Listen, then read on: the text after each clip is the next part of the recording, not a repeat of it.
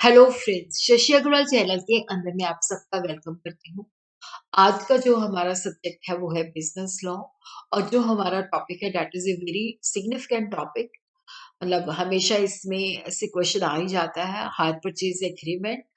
तो ये जो टॉपिक है also relevant for the student of financial services and market. अगर आपको मेरा ये एफर्ट सही लगता है तो डू लाइक माय वीडियो, इसको शेयर कीजिए, कमेंट कीजिए और मेरे चैनल शशि अग्रवाल को सब्सक्राइब कीजिए। So this is my app Edusum app, जिसको आप गूगल प्ले स्टोर से डाउनलोड कर सकते हो। ये commerce, economics and management students को काफी सारा फ्री स्टडी मटेरियल और काफी सारे फ्री मॉक टेस्ट प्रोवाइड करती है। उसी तरह business law, economics and accounts के काफी सारे स्ट्रक्चर कोर्सेज भी यहाँ पे अवेलेबल है। तो देखो, जो सेलर है उसके पास बहुत सारे ऑप्शन है जिसके द्वारा वो गुड्स को सेल कर सकता है। कैश सेल होती है जहाँ पे ऑनरशिप और जो गुड्स का पोजीशन है वो इमीडिएटली सेलर जो है बार को दे देता है। क्रेडिट सेल के अंदर क्या होता है कि ओनरशिप और पोजीशन जो होता है इमीडिएटली बाहर को ट्रांसफर हो जाता है, लेकिन पेमेंट जो होती है फ्यूचर के अंदर की जाती है। इंस्टॉलमेंट के अंदर भी क्या होता है कि पोजीशन और ओनरशिप इमीडिएटली होता है, बट पेमेंट जो होती है इंस्टॉलमेंट के अंदर होती है। लेकिन जब हम बात करते हैं हायर परचेज की, तो बायर और सेलर के अंदर एग्रीमेंट होता है और बार के पास जो है इमीडिएटली गुड्स का पोजेशन होता है, ओनरशिप नहीं होती। और वो एग्री करता है कि वो टोटल हायर परचेज की जो प्राइस है वो इंस्टॉलमेंट में पे करेगा और हर एक इंस्टॉलमेंट को हायर चार्जेस माना जाता है।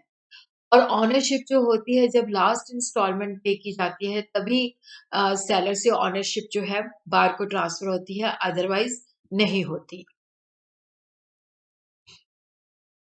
तो उसी तरह हायर परचेज एग्रीमेंट को हम इस तरह से अंडरस्टैंड कर सकते हैं, agreement under which goods are let on hire, जहाँ पे गुड्स जो होती हैं किराए पे दी जाती हैं। हायरर है, जो हायरर है उसके पास ऑप्शन होती है, या तो वह एग्रीमेंट के तहत जो है परचेज कर सकता है। और इसके अंदर ये चीजें कवर होती है कि जो ऑनर है वो इन गुड्स का पोजेशन जो है इमीडिएटली हायरर को दे देता है। और वहाँ पे ये कंडीशन होती है कि ये जो व्यक्ति जिसको इसका पोजीशन दिया गया है वो एग्रीड अमाउंट जो है पीरियोडिकल इंस्टॉलमेंट में पे करेगा। और प्रॉपर्टी जो होती है तभी पास होगी, ओनरशिप जो है तभी पास होती है जब लास्ट इंस्टॉलमेंट पे होती है। और इस व्यक्ति के पास right to terminate the agreement any time before the property so passes. तो जो हायरर है उसके पास ये राइट होता है कि वो किसी भी समय ओनरशिप ट्रांसफर होने से पहले इस एग्रीमेंट को टर्मिनेट कर सकता है। और उसी तरह अगर बायर जो है कोई डिफॉल्ट पेमेंट ऑफ किसी भी किस्त के अंदर वो डिफॉल्ट करता है, तो सेलर जो है वो बायर से दोबारा चीजें ले सकता है और जो उसने अमाउंट ऑलरेडी हायरर ने पे किया है उसको वो फोरफिट कर सकता है। The law relating to hire purchase agreement was passed in 72 to protect the interest of buyer and seller। तो इस जो हायर परचेज को गवर्न करता है उस एक्ट को हम कहते हैं हायर परचेज एक्ट 1972। तो एक्ट में भी कॉल्ड हायर परचेज एक्ट 1972। ये पूरे इंडिया के ऊपर एप्लीकेबल है। It shall come into force on such date as central government may specify by notification in the official gazette। तो हायर परचेज की एग्जाम्पल हम इस तरह से अंडरस्टैंड कर सकते हैं कि जब एक व्हीकल जो है हायर परचेज पे परचेज किया जाता है, तो फिनांस कंपनी जो है वो व्हीकल को हाइपोथिकेट करती है अपने फेवर में और ये आरसी बुक और इंश्योरेंस पॉलिसी के अंदर मेंशन होता है। और जब इंस्टॉलमेंट लास्ट इंस्टॉलमेंट परचेजर जो है पे कर देता है, तब फिनांस कंपनी से उसको सर्टिफिकेट मिलता है कि उसने पेमेंट पे कर दी है। उसके बाद जो होता है ओनरशिप जो होती है वो बार को ट्रांसफर की जाती है। The regional transport office will cancel the hypothecation in RC book, will also mention the hypothecation is cancelled और इंश्योरेंस कंपनी को भी बता दिया जाएगा। और ओनरशिप जो होती है वो परचेजर के नाम पे ट्रांसफर हो जाती है। तो ये कुछ इंपॉर्टेंट डेफिनेशन है कॉन्ट्रैक्ट ऑफ गारंटी। तो यहाँ पे हम देखते हैं कि देखो, जहाँ पे हायर परचेज का एग्रीमेंट होता है, जहाँ पे एक गारंटर को कहा जाता है कि जो हायरर है उसकी परफॉर्मेंस को गारंटी की भी उसकी जो परफॉर्मेंस है उसकी गारंटी दी जाए, तो वहाँ एक कॉन्ट्रैक्ट ऑफ गारंटी जो है किया जाता है। Relation to hire purchase agreement means a contract where by a person जिसको हम श्योरिटी कहते हैं या गारंटर कहते हैं, guarantee the performance of all or any or the hirer's obligation under the hire purchase agreement, तो वो जो हायरर की ऑब्लिगेशन है उसकी गारंटी लेता है। हायर का मतलब होता है, यहाँ पे देखो जो हायर चार्जेस है उसका मतलब होता है कि जो सम हमने पीरियोडिकल होता है रेगुलर बेसिस पे, चाहे वो मंथली हो सकता है चाहे वो क्वार्टरली हो सकता है, जो भी हायर परचेज एग्रीमेंट के अंदर है कि हमने ये इतने समय के बाद उसको पे करना है। हायर परचेज प्राइस का मतलब होता है कि जो हायरर जिसने उसको हायर किया है, मतलब जिसने उसको गुड्स को हायर पे लिया है, हायर परचेज एग्रीमेंट के तहत लिया है, तो टोटल सम जो उसने पे करना है टू कंप्लीट द परचेज और the acquisition of the property in the goods to which the agreement relates. और हायर परचेज प्राइस के अंदर वो सम भी इंक्लूडेड होते हैं जो इनिशियल पेमेंट या credited to him under such agreement on account of any such deposit. देखो जैसे हायर परचेज एग्रीमेंट के अंदर कोई इनिशियल पेमेंट करते हैं या कोई डिपॉजिट जो होता है ऑनर के पास ट्रांसफर करते हैं, तो वो भी इसके अंदर जो है शामिल होता है।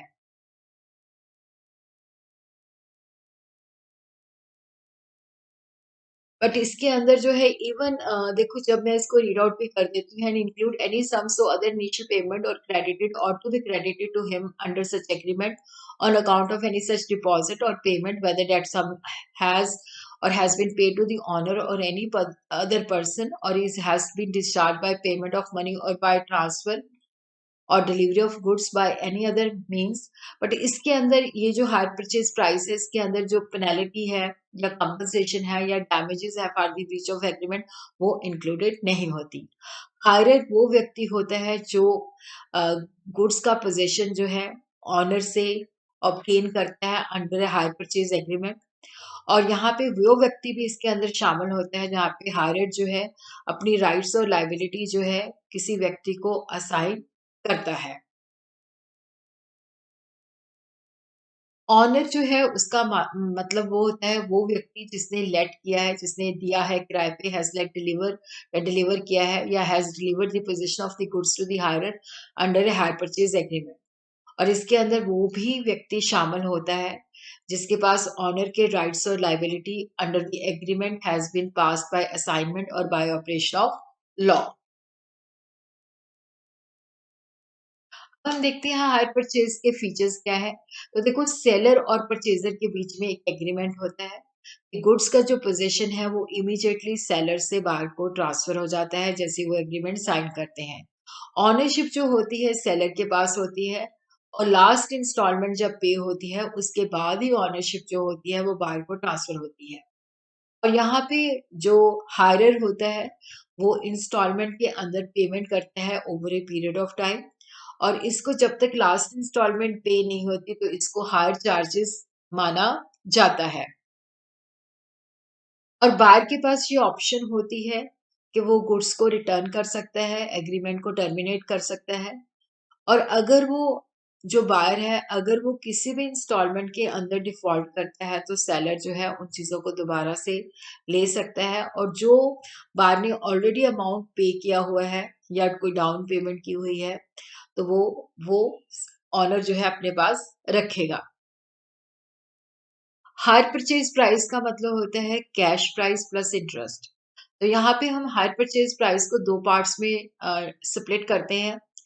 तो यहाँ पे payment toward cash price is to be treated as a capital expenditure for the purchase of an asset. Interest to be charge to profit and loss account treating as a revenue expense. तो जो interest पे किया जाता है उसको profit and loss के अंदर show किया जाता है। तो what are the essential of hire purchase agreement. देखो ये रिटन फॉर्म में होना चाहिए और ये प्रॉपरली पार्टीज के द्वारा साइन होना चाहिए। और अगर वहां पे गारंटर भी है, श्योरिटी है, कॉन्ट्रैक्ट ऑफ गारंटी है, तो हायर परचेज एग्रीमेंट जो है that should also be sign by the surety और गारंटर। और अगर देखो ये साइन नहीं किया गया तो ये ऑनर के ऑप्शन पे वॉइडेबल होता है। तो हायर परचेज एग्रीमेंट के ये कंटेंट है अंडर सेक्शन 4। हर एक हायर परचेज एग्रीमेंट हमें ये बताएगा कि जिस बी मतलब हायर परचेज प्राइस कितनी है, cash price of the goods क्या है, किस डेट पे ये साइन किया गया है, कितनी इंस्टॉलमेंट में पेमेंट होनी है, और उसी तरह क्या है कि अगर इनमें से कोई भी जो इंस्टॉलमेंट है या any part of the hire purchase is to be paid otherwise than cash और बाय चेक, वो भी इसके अंदर मेंशन करना है। Nature of the agreement, nature terms of and commencement of the agreement भी बतानी है, और उसी तरह ये भी बतानी है कि प्लेस जहाँ पे वो इक्विपमेंट जो है डिलीवर किया जाएगा, place and time of delivery, hirer's liability to bear the delivery charges, place it contains the information of the place where the equipment shall be kept by the buyer under the hire purchase agreement।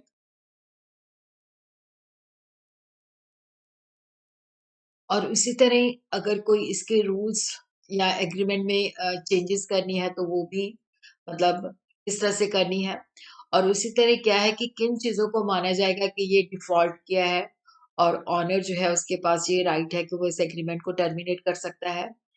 और उसी तरह क्या है कि risk, loss or damages that is to borne by the hirer or the owner should be properly stated in the agreement. Registration and fees कौन bear करेगा, वो भी सब इसके अंदर। और ये जो indemnity clause as per contract is applicable, stamp duty, सारा कुछ इसके अंदर जो है हायर परचेज के अंदर स्पेसिफिकली मेंशन होना चाहिए। The hire purchase agreement clearly state the rules regarding the equipment, कौन सा इक्विपमेंट जो है इसका सब्जेक्ट मैटर है। एग्रीमेंट के अंदर एक प्रोमिसरी नोट जो है that is signed by the hirer for the full amount payable under the agreement including the interest and finance charges. इसके साथ कुछ इम्प्लाइड वारंटीज और कंडीशंस भी हैं जिसको सेक्शन 6 डील करता है। देखो जो इम्प्लाइड वारंटीज हैं, ये जो हायरर है वो इसका पोजीशन जो है क्योंकि गुड्स उसको डिलीवर की गई है तो वो इसको एंजॉय कर सकता है। और ये जो इक्विपमेंट हायर परचेज के अंदर उसको उसकी जो पोजीशन दिया गया है तो ये फ्री फ्रॉम एनी चार्ज और इनक्यूमेंस नहीं है इसके ऊपर। Implied conditions in hire purchase कि यहाँ पे देखो क्या है कि जब सेलर जो है वो डिसाइड करेगा कि उसके पास ये राइट होता है, राइट टू रीसेल, के कब प्रॉपर्टी जो है पास होनी है। और जब ऑनर जो है गुड्स को जो है देता है पोजीशन के लिए तो गुड जो है वो मतलब सेलेबल क्वालिटी के अंदर होनी चाहिए। तो यहाँ पे कुछ एक्सेप्शंस हैं कि कब जैसे ऑनर को पता नहीं है कि ये सेलेबल क्वालिटी नहीं है, और यहाँ पे अगर एग्रीमेंट के अंदर डिफेक्ट जो है गुड्स के अंदर वो बताए गए हैं, आरएन ने अच्छी तरह से उन गुड्स को एग्जामिन किया है, ये गुड सेकंड हैंड है, और यहाँ पे क्या है कि ये गुड जो है एक पर्टिकुलर पर्पस के लिए चाहिए, और यहाँ गुड जो है सेल बाय सैंपल है तो ये मर्चेंटेबल क्वालिटी की जो कंडीशन है वहां पे एप्लीकेबल नहीं होगी। और उसी तरह देखो अगर जो हायरर है उसको किसी पर्टिकुलर पर्पस के लिए चीजें चाहिए तो हायरर जो है एक्सप्रेसली या अपने इम्प्लीकेशन के द्वारा उसने सेलर को बताया हुआ है कि मुझे इस पर्टिकुलर पर्पस के लिए चाहिए, has made known to the owner of the particular purpose for which the goods are required, उसने ऑनर को बताया कि मुझे स्पेसिफिक पर्पस के लिए गुड चाहिए। जब वो नेगोशिएशन कर रहा होता है तो उसने जो भी व्यक्ति ऑनर के बिहाफ पे उसके साथ नेगोशिएट कर रहा होता है तो उसने वहां पे भी उसको बताया है कि मुझे इस पर्पस के लिए चाहिए, तो ये इम्प्लाइड कंडीशन है। तो जिस पर्पस के लिए उसने कहा है उस पर्पस के लिए जो गुड्स उसको दी गई हैं वो उस पर्पस के लिए फिट होनी चाहिए। उसी तरह सेल बाय सैंपल के अंदर क्या है कि जहाँ पे गुड्स जो है सैंपल के द्वारा जो है लेट की गई हैं, तो यहाँ पे जो गुड्स उसको हायरर को डिलीवर की गई हैं, तो बल्क जो है वो सैंपल के साथ कॉरस्पॉन्ड करे तो ये इम्प्लॉयड कंडीशन है। और हायरर के पास एक रीजनेबल अपॉर्चुनिटी होनी चाहिए कि वो बल्क और सैंपल को एग्जामिन कर सके। और अगर जो है ये भी ब्लाइंड कंडीशन है कि अगर गुड्स जो है they are sold by description and sample, अगर गुड्स जो है डिस्क्राइब करके दी गई है डिस्क्रिप्शन के द्वारा कि गुड्स जो है इस क्वालिटी की है या इस मेक की है, मतलब बताया गया है, तो इम्प्लाइड कंडीशन है कि जो डिस्क्रिप्शन दी गई है गुड्स उसके साथ मैच करें। अगर डिस्क्रिप्शन भी बताई गई है सैंपल भी है तो वो दोनों के साथ मैच होनी चाहिए। इसके देखो ये बेनिफिट हो जाता है कि जब गुड्स हम हायर परचेज के अंदर देते हैं, periodically हम हायर परचेज चार्जेस पे करते हैं, पूरा अमाउंट नहीं पे करते तो हमारे पास वर्किंग कैपिटल के अंदर तो वो पैसा हम वर्किंग कैपिटल के अंदर यूज़ कर सकते हैं। और यहाँ पे क्या होता है कि फिक्स्ड रेट फंडिंग होती है, तो जिससे बजटिंग ईज़ी हो जाती है और ये फ्लेक्सिबिलिटी होती है कि रीपेमेंट जो है होता है वो शेड्यूल जो है डिस्कशन के साथ बनाया जाता है। और यहाँ पे क्योंकि गुड्स जो होती हैं हायर परचेज़ के अंदर ली जाती हैं, तो कोई रिस्क ऑफ आउटडेटेडनेस भी नहीं होता। और financing asset purchase can be more tax efficient than the standard form loan। तो मतलब टैक्स की काफ़ी इसके अंदर जो है एफिशिएंट हो सकती हैं। डिसएडवांटेजेस ये है कि देखो हायर परचेज़ के अंदर हमें जितना मतलब पैसा पे करते हैं वो फुल पेमेंट से ज़्यादा होता है। इसकी कॉस्ट भी ज़्यादा होती है और यहाँ पे क्या होता है कि जिन लोगों की क्रेडिट रेटिंग सही नहीं होती तो उनको हायर परचेज़ की चीज़ें जो है आसानी के साथ अवेलेबल नहीं होती और ओनरशिप जो होती है फाइनल पेमेंट पे जो है दी जाती है। और कई बार क्रेडिटर जो है हरास भी करता है और इस तरह अगर डिफ़ॉल्ट किया जाता है, तो जो क्रेडिटर है वो चीज़ों को रिपोजेस कर सकता है।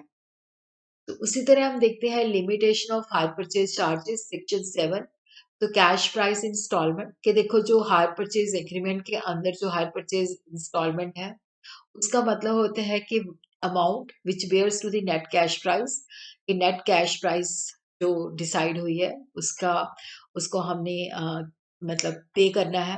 तो यहाँ पे हायर परचेज इंस्टॉलमेंट का जो रिलेशन नेट कैश परचेज के साथ है, same proportion as the amount of hire purchase instalment bear to the total amount of hire purchase price. Deposit होता है कि जो हायरर जो है हायर परचेज एग्रीमेंट के अंदर वो इनिशियल पेमेंट करता है या ऑनर को के अकाउंट में कुछ ट्रांसफर करता है, तो उसको हम डिपॉज़िट कहते हैं। नेट कैश प्राइस के अंदर क्या होता है कि जो भी टोटल प्राइस होती है, उसके अंदर से डिपॉज़िट लेस हो जाता है। तो नेट हायर परचेज़ चार्जेज़ होती हैं, difference between net hire purchase price and the net cash price of such goods. Net hire purchase price का मतलब होता है total amount of hire purchase of such goods as required to be specified in hire purchase agreement under clause A of subsection 1 of section 4। और इसके अंदर ये amount हमने less कर देना है to amount to cover the expense of delivering the goods, to cover the registration fee, to payable as insurance other than third party insurance. तो ये चीजें जो है माइनस हो जाएंगी। Statutory charges aggregate of the amount calculated in accordance with the provision of subsection 2 as statutory charges in respect of each of the cash price installment corresponding to each of the hire purchase installment under the system। भी जो भी statutory charges यहाँ पे मतलब law के अंदर जो है एप्लीकेबल होते हैं, तो ये जो अमाउंट है at the calculate of 30% per annum और if a low rate is specified as such low rate, तो वो स्टेचुटरी चार्जेस लिए जाएंगे। तो हायर परचेज एग्रीमेंट के अंदर ये मेंशन होता है सेक्शन 8 के अंदर कि ओनरशिप जो होती है वो सेलर कब बायर को ट्रांसफर करेगा, जिसको हम कहते हैं पासिंग ऑफ प्रॉपर्टी। तो इस एक्ट के अंदर जो प्रॉपर्टी इन द गुड्स है हायर परचेज एग्रीमेंट के अंदर, हायरर को वो तभी ही ट्रांसफर की जाती है जब हायर परचेज एग्रीमेंट जिस तरह से एग्रीमेंट के अंदर मेंशन होता है कि हायर परचेज एग्रीमेंट कंप्लीट हो गया है या लास्ट इंस्टॉलमेंट पे हो गई है। तो यहाँ पे हम देखते हैं कि राइट्स ऑफ हायरर, देखो यहाँ पे जो हायरर है वो किसी भी वक्त क्या है कि स्पेसिफाइड डेज 14 डेज का उसने ऑनर को नोटिस देना होता है, तो वो गुड्स को बाय कर सकता है।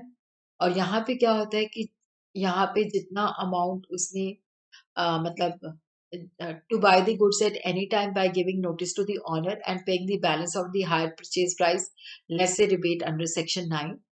और उसी तरह वो ओनर को गुड्स भी रिटर्न कर सकता है।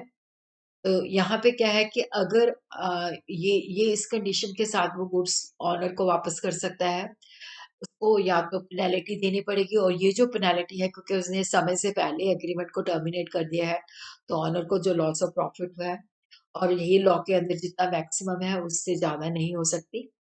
तो ओनर की कंसेंट के साथ उसके बेनिफिट और बर्डन जो है वो थर्ड पार्टी को भी असाइन कर सकता है, बट ओनर की कंसेंट के साथ।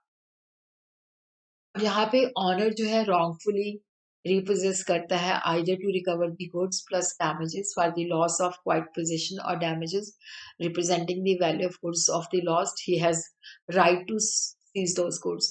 यहाँ पे जो ओनर है अगर वो रॉन्गफुली उन गुड्स को रिपोजेस करता है क्योंकि उसने डैमेजेस लेना है या कोई लॉस लेना है तो वो ले सकता है। अब जो हायरर की ऑब्लिगेशन है कि वो हायर इंस्टॉलमेंट जो स्पेसिफाइड टाइम है उसके अंदर वो पे करे और गुड्स की रीजनेबल केयर ले और अगर जो है बेसिकली उसकी वजह से कोई लॉस गुड्स को होता है तो वो लॉस वो कंपनसेट करेगा और वो ओनर को बताएगा कि गुड्स को कहाँ रखा गया है और वो तभी गुड्स को रीसेल कर सकता है अगर वो फाइनली गुड्स जो है उसके नाम पे ट्रांसफर हो जाती है ओनरशिप, अदरवाइज वो नहीं कर सकता। ऑनर के पास ये राइट है कि अगर हायरर जो है डिफ़ॉल्ट करता है तो वो एग्रीमेंट को टर्मिनेट कर सकता है। जो डिपॉज़िट हायरर ने डिपॉज़िट किया है वो फ़ोरफ़िट कर सकता है और जो इंस्टॉलमेंट ऑलरेडी पेड है उसको रिटेन कर सकता है और बैलेंस जो है रिकवर कर सकता है, गुड्स को रिपोसेस कर सकता है। कोई भी लॉस या डैमेजेस होते हैं तो वो उससे क्लेम कर सकता है। उसी तरह अगर हायरर जो है इंसॉल्वेंट हो जाता है अंडर सेक्शन 25 तो हायरर जो है अगर इंसॉल्वेंट हो जाता है तो सेक्शन 25 डील करता है उस सिचुएशन के अंदर।